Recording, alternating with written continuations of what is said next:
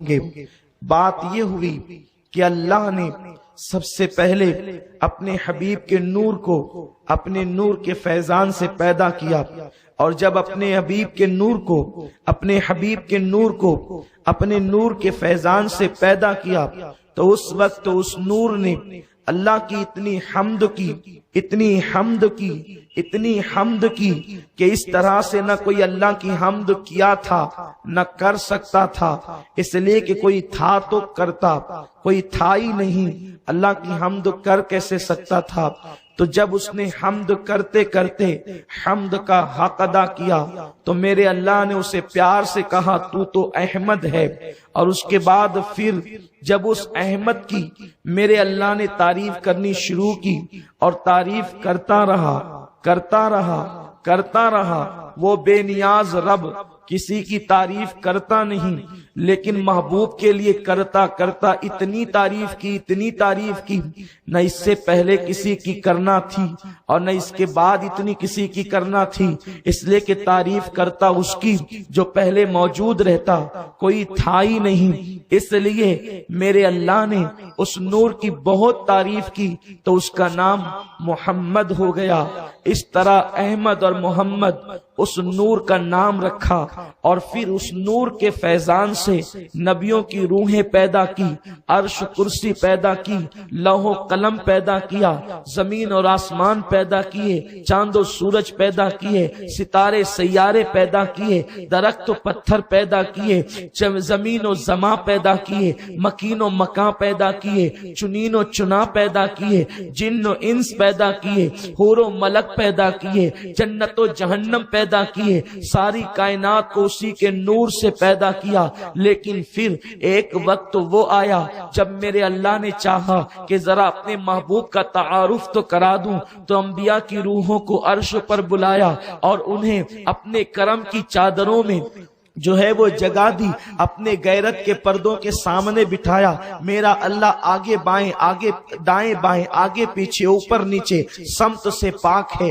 زمان و مکان سے پاک ہے۔ محفل تھی کیسی، سجانے والا خدا جانے، آنے والے انبیاء جانے، لیکن ہم اتنا جانتے ہیں عہد میثاق کی جو تاریخ سورہ آل عمران کے اندر ملتی ہے، بس یہی ہے کہ انبیاء موجود تھے اس وقت، وہ اپنی روحوں کے ساتھ آئے، آدم آئے، نوح آئے، شیس آئے، ابراہیم آئے، موسیٰ آئے، عیسیٰ آئے، اور انبیاء کرام تشریف لائے۔ سب اپنے اپنے فضائل، اپنے اپنے مناقب، اپنے اپنے انوار، اپنی اپنی تجلیات، اپنے اپنے علوم، اپنے اپنے معارف سب لے کر کے آئے، اور ایسے چمکے جیسے سورج جب رات کو چھپتا ہے تو تارے چمکتے ہیں، ایک ایک چمک رہے تھے، جھلملا کر ایک دوسرے پر جو ہے وہ اللہ اکبر فضیلتوں کی داستان رقم کر رہے تھے۔ ایسے میں پھر جب ان کے انوار سے آنکھیں چکا چوند انہی کی خود ہوتی تھی، اور وہ اپنی داستان فضیلت ایک دوسرے کے دل کی تختی پر رقم کرتے تھے کہ اچانک ایک ایسا نور ظاہر ہوا، ایک ایسا نور جلوہ فگن ہوا، ایک ایسا نور ذوفشاں ہوا کہ اس نور کے سامنے اسی طرح وہ سارا نور ماند پڑ گیا، جیسے صبح کا سورج طلوع ہونے کے بعد جب وہ چاشت کے وقت اپنے پورے شباب پر آنے کے لیے پہلی منزل پر قدم رکھتا ہے اور قدم رنجا فرماتا ہے، تو تارے ہونے کے باوجود بھی چھپ جاتے ہیں، ہوتے ہیں مگر نظر نہیں آتے، وہ مٹتے نہیں ہیں مگر نظر نہیں آتے، اس لیے کہ آفتاب کی کرنیں انہیں جو ہے وہ پیچھے سے جب جگمگاتی ہے تو اس کی جب غیر موجودگی کے اندر تارے چمکتے ہیں، لیکن جب وہ موجود ہوتا ہے تو وہ سب ماند پڑ جاتے ہیں، ان کی روشنی چھپ جاتی ہے۔ اس وقت انہوں نے پوچھا باری تعالیٰ بتا تو صحیح، اپنی شان کے مطابق چمکنے والے آج ان کی روشنی ماند کیوں پڑ گئی؟ یہ کون سا نور ہے جس نے ہماری روشنی کو ماند کر دیا؟ تو اس وقت قدرت کے نقیب نے اعلان کیا، اس وقت قدرت کے خطیب نے اعلان کیا، لوگوں یہ وہ ہے جو احمد مجتبی ہے، محمد مصطفیٰ ہے، یہی مرتضیٰ ہے، یہی مجتبی ہے، یہی اول ہے، یہی آخر ہے، یہی ظاہر ہے، یہی باطن ہے، یہی حاشر ہے، یہی عاقب ہے، یہی ظاہر ہے، یہی محمد ہے، یہی احمد ہے، یہی یاسین ہے، یہی طٰہٰ ہے، سب اس کی صفات کے سب اللہ کی صفات کے پرتو ہے، یہ اللہ کی ذات کا پرتو ہے۔ ہاں یہی ہے، اس کی صورت خدا بھاتی ہے، اس کی سیرت دل کو لبھاتی ہے۔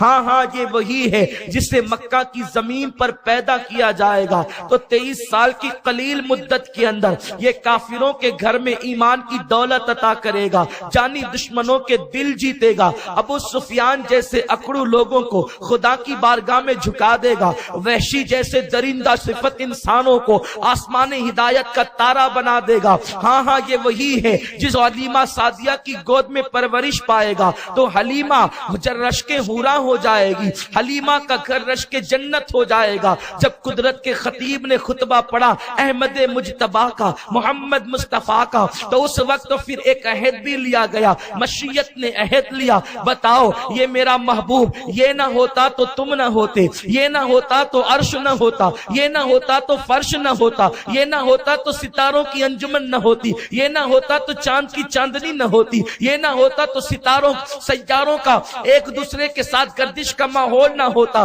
غرض کے اسے پیدا کرنا مقصود تھا، اس لیے تمہیں پیدا کیا، اس کی نبوت مقصود تھی، اس لیے تمہیں نبوت عطا کی، تمہیں رسالت عطا کی۔ گویا کہ جس کو جو دیا اس کے صدقے دیا، جس کو نوازا اس کے صدقے نوازا۔ ہم تو بے نیاز ہیں لیکن پیار اس سے تھا، پیار جو اس سے کر لیا اسی کے صدقے میں سب کو نواز دیا۔ لیکن وعدہ کرو، آدم وعدہ کرنا ہوگا، شیس وعدہ کرنا ہوگا، نوح وعدہ کرنا ہوگا، ابراہیم وعدہ کرنا ہوگا، اسماعیل وعدہ کرنا ہوگا، موسیٰ وعدہ کرنا ہوگا، شعیب وعدہ کرنا ہوگا، یوسف وعدہ کرنا ہوگا، ذوالکفل وعدہ کرنا ہوگا، عزیر وعدہ کرنا ہوگا، یوسیٰ وعدہ کرنا ہوگا، عیسیٰ وعدہ کرنا ہوگا۔ اللہ وعدہ کیا کرے، تو دلوں کے حالات کو جانتا ہے، کہاں جانتے ہیں وعدہ اس لیے لیتے ہیں کہ جب محبوب کو بھیجیں گے تو کچھ اس کے وفادار ہوں گے، کچھ اس کے غدار ہوں گے، تو وعدہ تم سے لے کر قرآن میں بیان کروں گا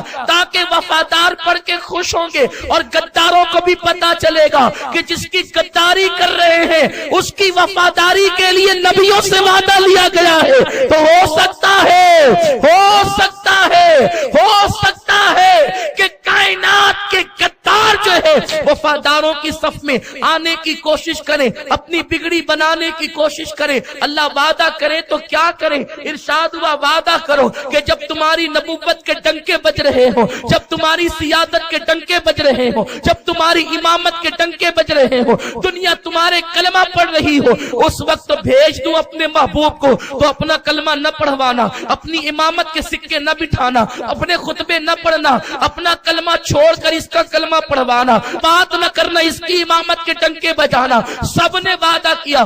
اللہ وعدہ کرتے ہیں، نبی وہ نہیں ہوتا جو وعدہ کر کے بھول جائے، نبی وہ نہیں ہوتا جو وعدے کو فراموش کرے، لیکن بات محبوب کی تھی، اس لیے اقرار پر اقرار۔ اے لوگو تم نے وعدہ تو کیا، ایک دوسرے پہ گواہ ہو جاؤ، وہ گواہ ہو گئے تو کہا تم سب پر میں گواہ ہوتا ہوں۔ اس کے بعد ان سے کہا گیا او کلمہ پڑھنے والوں، نبی کی ناقدری نہ کرو، یہ میلاد والا مصطفیٰ وہ نبی ہے کہ انبیاء سے وعدہ لیا تو اللہ اکبر کی شان سے وعدہ لیا، ایک دوسرے پہ گواہ بنایا، پھر کہا میں تم پر گواہ، اسی پر بس نہیں کیا، پھر کہا سنو اگر تم اس وعدے سے مکر گئے، اگر تم اس وعدے سے پھر گئے تو ظالموں کا انجام اچھا نہیں ہوتا۔ وہ پھرنے والے نہ تھے لیکن دوسروں کو بتانا تھا کہ جب محبوب کی بات آتی ہے تو نبیوں کے ساتھ یہ لہجہ ہوتا ہے۔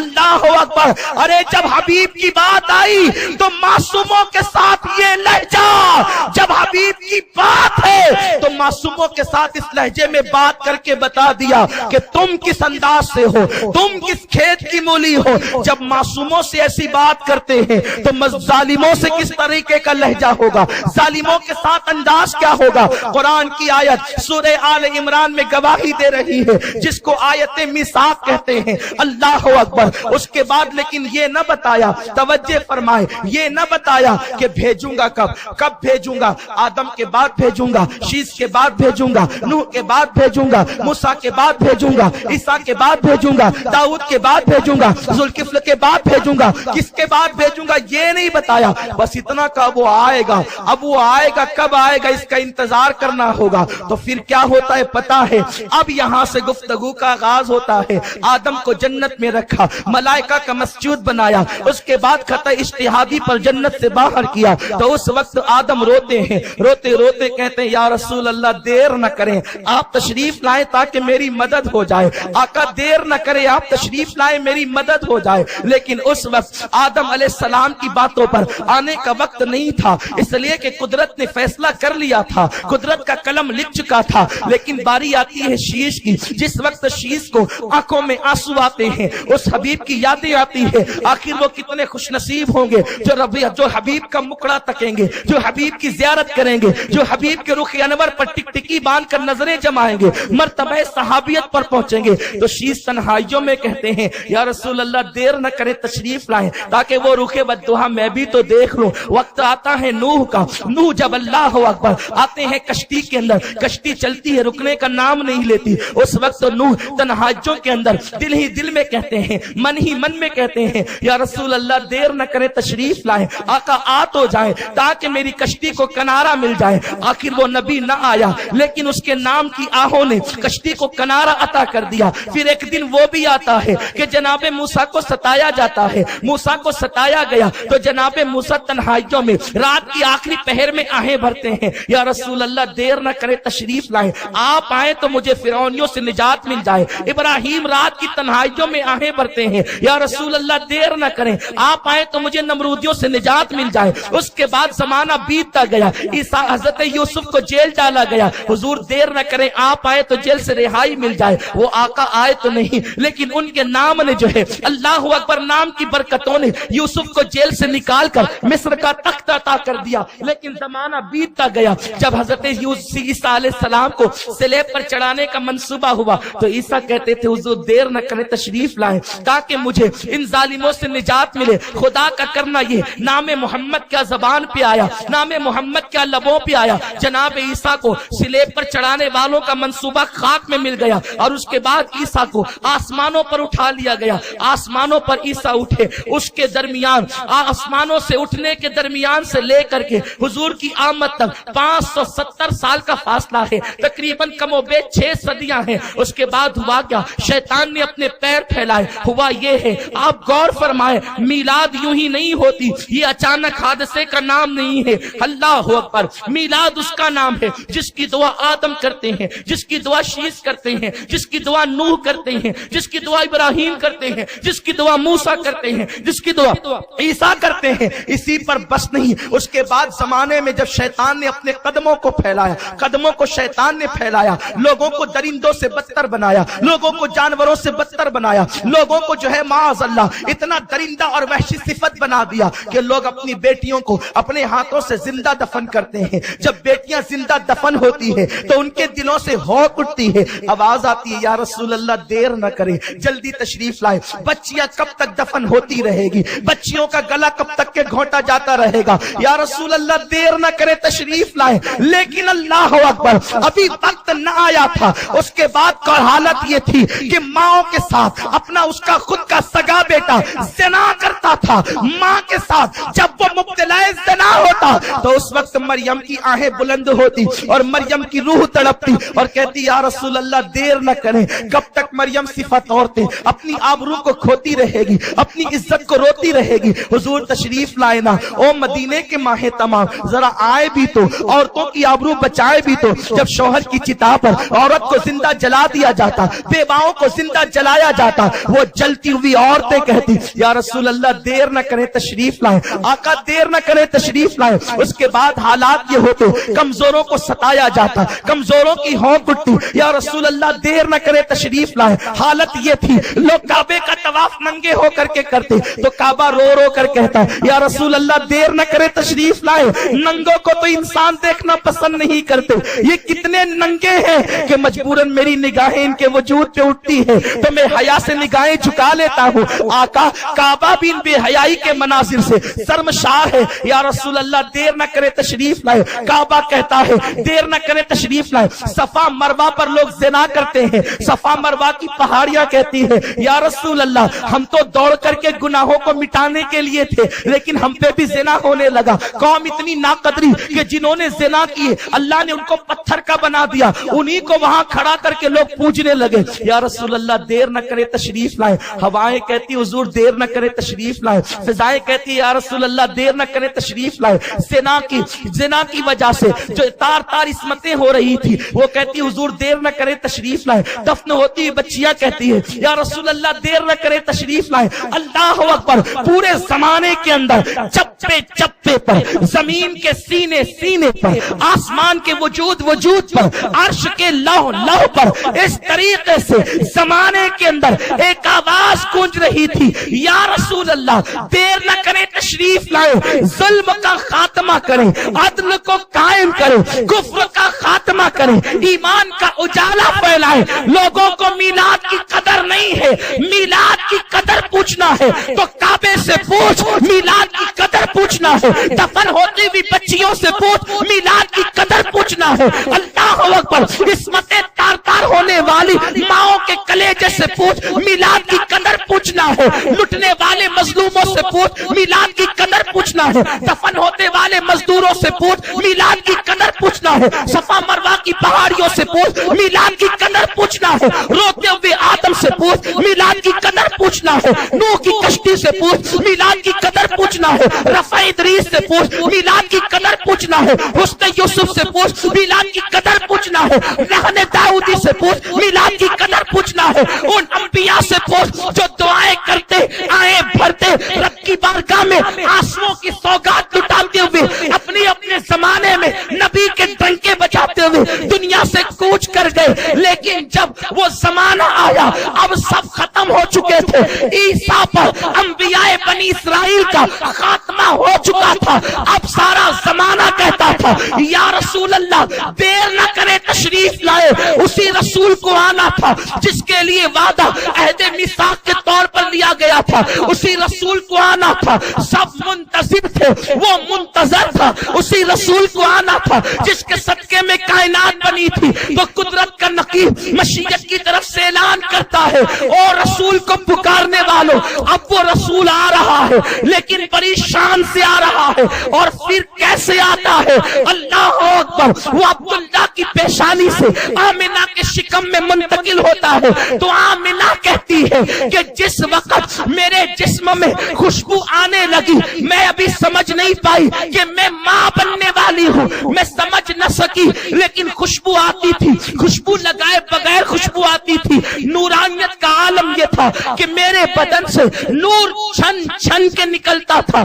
حال یہ تھا پتھروں پہ قدم رکھتی تو موم ہو جاتے, بکریاں مجھے سجدہ کرتی, درختوں سے آواز آتی الصلاۃ والسلام علیک یا رسول اللہ. ایسے میں یہ ہوا کہ میں نے پریشان ہو کر کے سوچا مجھ پر جادو تو نہیں. کسی خواب میں آنے والے نے آ کر کہا بی بی آمنہ تجھ پر جادو نہیں. اس کی صورت عبد المطلب کے چہرے سے ملتی تھی. میں نے پوچھا تو ہے کون؟ اے بابا تو ہے کون کہ تو کہتا ہے تجھ پہ جادو تو نہیں؟ پھر یہ خوشبو کیسی, یہ جو ہے نورانیت کیسی, یہ انداز کیسا کہ پتھر موم ہوتے ہیں, بکریاں سجدہ کرتی ہے, درخت سلام کرتے ہیں. تو آنے والے بزرگ نے کہا بیٹی آمنہ میں تیرا بابا ابراہیم ہوں, مجھے دنیا خلیل اللہ کہتی ہے, تجھ پہ جادو نہیں. یہ ساری کرامتیں جو دیکھ رہی ہے, یہ ساری برکتیں تو جو دیکھ رہی ہے, یہ ساری رحمتیں جو دیکھ رہی ہے, تیرے شکم میں وہ آیا ہے جو انبیاء جس کا انتظار کر رہے تھے. تو امام الانبیاء کی ماں ہے, تیرا بیٹا محبوب خدا ہے, تیرا بیٹا مصطفیٰ ہے,